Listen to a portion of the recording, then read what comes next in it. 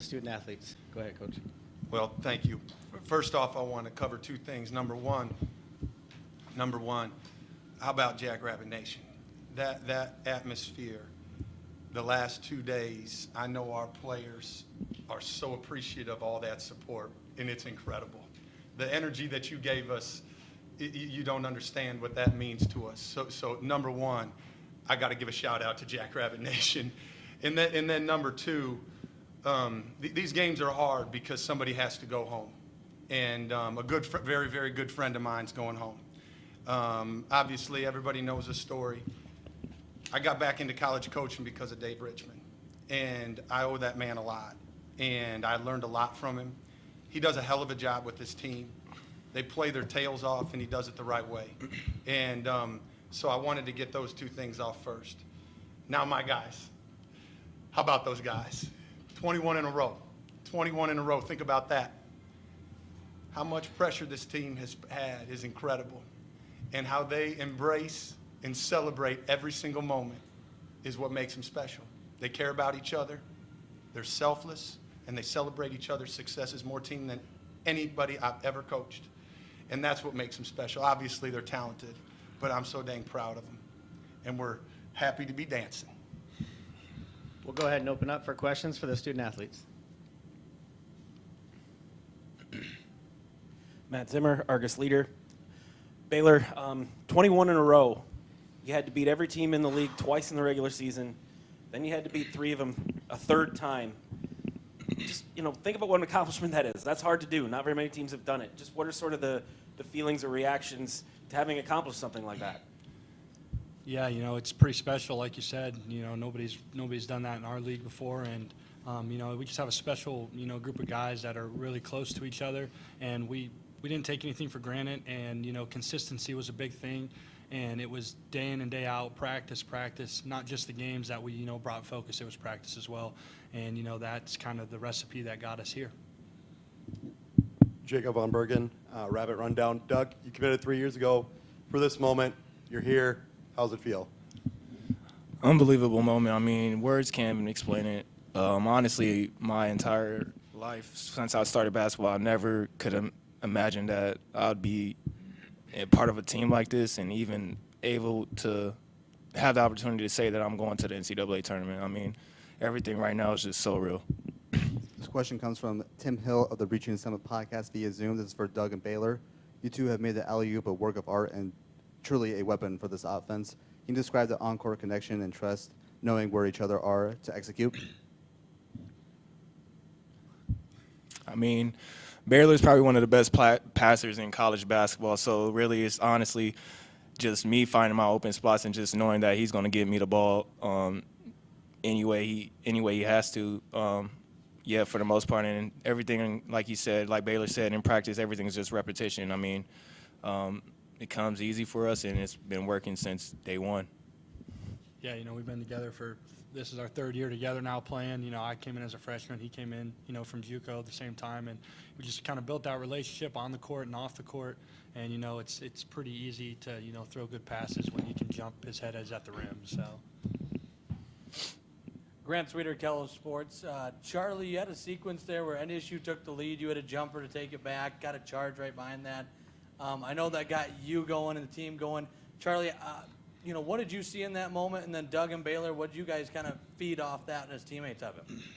Well, we knew this game was going to be a game of runs, so we knew that they were going to come back, and we just had to stick together and trust each other and trust what we can do with the coaches. And we just, down the stretch, we made some big plays, and those were winning plays. Yeah, Charlie's a big-time player. He doesn't get enough credit. He obviously got, snobbed out of a all-defensive team for sure. He just plays with a lot of energy, a lot of passion, and when you see your teammates doing that, it fuels you even when you're feeling, tired or whatnot, to just get into an extra gear. Michael McClure, Argus leader. Charlie, obviously there were a lot of big shots at the end, and you hit a few of them. I guess what are some of the shots that stand out that you'll remember this game by? I think at the end of the day, I'm going to remember celebrating with all my teammates more so than any of the shots. And that's a dream come true to make it to the NCAA tournament. and I just think that's what I'm going to take with me. I'm going to answer it for him. That pull-up, you know. He got fouled. He got fouled. He got clipped. You know, that's just his everyday shot, you know, jump as high as you can and get the ball up there. He's been doing that since 8th grade, trust me. They make fun of me. They make fun of me. They say I kick my legs. I don't know if I do or not. Baylor, what can you say about Zeke Mayo, true freshman? And he hit some big shots, hit a couple big free throws. I mean, that was pretty big-time stuff from a rookie. Yeah, absolutely. You know, like we've talked about it all season, we have a lot of confidence in Zeke, and he's got a lot of confidence in himself. And, you know, we trust him to make the right play. And, you know, down the stretch, that's what he did. And none of us are really surprised by it. This question comes from Tim Hill, the Reaching the Summit podcast via Zoom. This is for Charlie. You're a key cog as a defender, but you were the MVP tonight. How were you reading the defense tonight to make offensive plays? Well, a big thing for us is get stops on defense, and the offense just comes easier to us. So when we focus on defense, that's when we get going on offense. That's what we were trying to do the whole season. Todd Buckingham, Reaching the Summit. Doug, one of my biggest memories at the end of this game is you holding the little one at the end there. Does that make it even more special to be able to share that with family? I can't even explain it how much that feels, how much that means to me. I mean, you know, it means a lot to me, but just to have that experience with both of my sons here, it just means a lot, and I'm glad that I had the chance to share that with them. Okay, we'll have one more question from right up front here. All right, this will be the last one. Baylor, that's exactly the kind of game you were expecting, wasn't it? I mean, I know you guys are 20-0 and everything, but wasn't that sort of how you expected last game? 1 point, last possession? Yeah, you know, we knew it was going to be a battle, and we knew they were going to be really physical, which that's what the game was on both sides. It was really physical.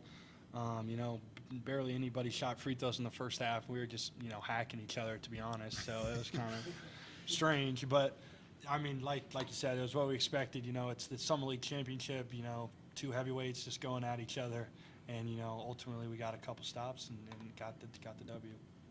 Congratulations, fellas. You can head back to the locker room. Thank you. Casamigos.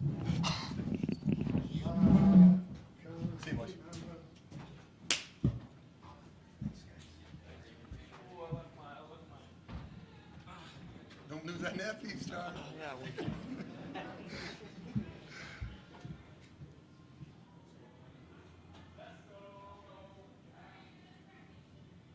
Go ahead with questions for Coach. And I'm sure you were expecting that kind of game. Did you tell your guys, basically, this is going to be a dogfight, this is probably going to come down to the last possession? Well, it has the last 25 times we played them. So, I mean, like I said in my opening, Zim, I mean, I have so much respect for them, I mean, and how they do it. And there's a lot of similarities between our programs, to be honest with you. And we really value rebounding, taking care of the basketball, and making the other team earn every basket. And that's what we tried to do. I mean, on both sides, we wanted them to make sure they scored over the top of us, and they did the same. And they were letting them play, and we knew they would let them play. We wanted them to let them play. We want the players to decide the game. Everybody does. And, I mean, I thought, you know, it was just a very physical game. I thought for the most part, all the players on both sides did a good job of, you know, keeping their emotions in check, because they want fouls. They want to go to the line. They want some of those called too. But man, they didn't expect it, and that's what we talked about with our team, and I'm sure Dave talked about it with his. Andrew Holton, Berkey's Register. Hendo, you've talked all year how the goal is to win this tournament. How's it feel now that you guys have finally accomplished that? Well, I haven't talked about it that much, to be real honest with you. I've talked about enjoying every single day, and I've talked about the process, and if we take care of that, we want to win. We think we can win the Summit League Championship, and it was certainly at the end of the day our goal, and we wanted to get back to the NCAA tournament. I felt like we had a group all year long that could accomplish that. They were very selfless, and they were very connected, and I'm really happy. I mean, I'm very elated for just our players to be able to experience this.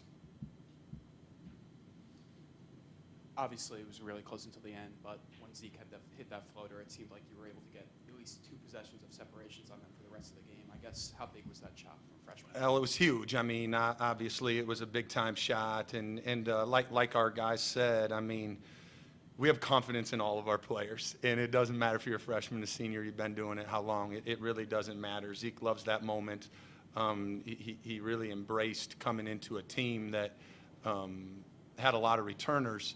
And it's not easy to do that. And so for him to find a niche and find a role and to be able to impact the game how he has all season long is pretty special for a young kid on a team like ours. So, and then at that moment, that was pretty big time. This question comes from Tim Hill, the Reaching the Summit podcast via Zoom. This rivalry always produces classic games. You know what the stars on both teams will give you. Can you talk about the difference Charlie made tonight and how good it felt to see him get his moment in the spotlight? Well, I mean, I know Baylor and Doug and get a lot of attention, and rightfully so, because they're terrific players. But we talk about those two's versatility, and then I think Charlie goes unnoticed once in a while because everybody knows what he does defensively. He guards the other team's best perimeter player every night. That's a given. And then what he can do on the offensive end is gets unnoticed a little bit. And you know, when he was at Nebraska as a freshman, I was talking to Fred, and Fred knew that he had all those intangibles, and he was tougher than heck. He just didn't hit shots for him. And I knew coming here, I just felt like just creating that confidence for him and the spacing that we had, playing inside out and having him take the shots that he takes, he can have a huge impact on both sides of the floor. Coach, you've talked about all season about toughness plays that you guys have made, whether it's Charlie or Zeke or Mims or Luke or whatever. You know, tonight you guys made a lot of those down the stretch. It was the reason you won. You know, just how big was, you know, regular season building for this too? Well, I write three things on the board underneath our game plan every time: 50-50s, kills, and rebound. And I feel like if we can win those three battles, we'll have a great chance to win the game. And if we can win two of them, we'll have a pretty good chance to win the game. And we won all three tonight, and it was a big part of why we won. Kills are 3 stops in a row. And that helps us go on a few runs, which we can do once in a while. Tanner Castor, Kelloland Sports. Coach, you guys had a good year last year, came up a bit short. This season obviously had a much better year and did get the job done. Was there anything you guys did differently or slightly changed this season as a coaching staff? Well, I thought we knew we had to make some improvements on the defensive side of the ball. We had great confidence in how we could score, to be honest with you. I felt like we always had a lot of different ways that we can attack teams. But I just felt like we had to guard the dribble and the perimeter guards that can get downhill better. And so we worked on it. You know, we really did. And obviously Charlie and Mimsy and Zeke helps that. You know, bringing in Zeke helped that as well. That was the biggest thing that we talked about as far as improvements from last year. And we wanted to make sure we were a little bit better on the glass. So if I could, those two things are what we really talked about in the offseason as a coaching staff. And our guys took it to heart.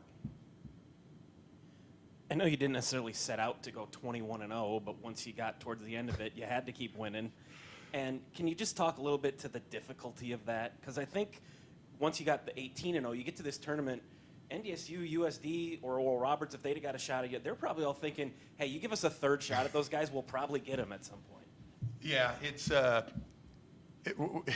it probably doesn't quite hit home right now, Zim, how hard it is, and what an accomplishment it really is, to be honest with you.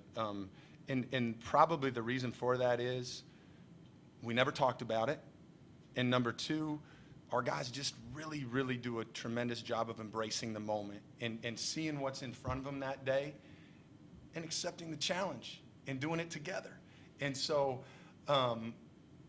you know, when I think about it and reflect a little bit right now, it's like, man, the pressure that they were under and to be able to just throw that all off their back and come together and accomplish what they accomplished. I mean, I was already proud of them now. I mean, it's just incredible. Yeah. Cody Reed, Rabbit Rundown. Alex and Matt are players that have been on this team for, you know, what seems like a long time. They've been in this program, seen their roles change over the years. What has their leadership meant to this team? Well, you've seen their role change too a little bit there, pal. Yeah, both of those guys are selfless and are team-oriented fellas. And when you have older guys that don't care about anything that's on this sheet right here, that's a heck of an example for everybody else on the team. And they don't always get their number called, but they impact our games in more ways than they and anybody even knows. We'll take our last question here. Eric Mayer, Carolina News. Coach, you know, sportsmanship came under the microscope recently, and I couldn't help but notice after the game, or at the end of the game, Sam came over, gave you a hug, and Baylor and Douglas were right there. Can you just talk about the sportsmanship? You know, it was a physical game, and afterwards, just kind of touch on that. The respect between these two programs is really, really high. Like I said, I worked for Dave. I know how he does things. I know what type of player he recruits. I know the values that he stands for. And he has terrific players. Those guys, like I said, that's one of the most difficult times of this year. Somebody has to go home. Those guys are great kids. They're unbelievable players, and they're unbelievable competitors. Nobody wants to go home. But just the respect that we have for each other is really, really high. And yeah, they're great people, and they're going to be very successful. And I'm sure some are going to play basketball after their career, and we wish them well. We root for them, except when they're playing the Jacks. Congratulations, Eric. I appreciate everybody. Thanks.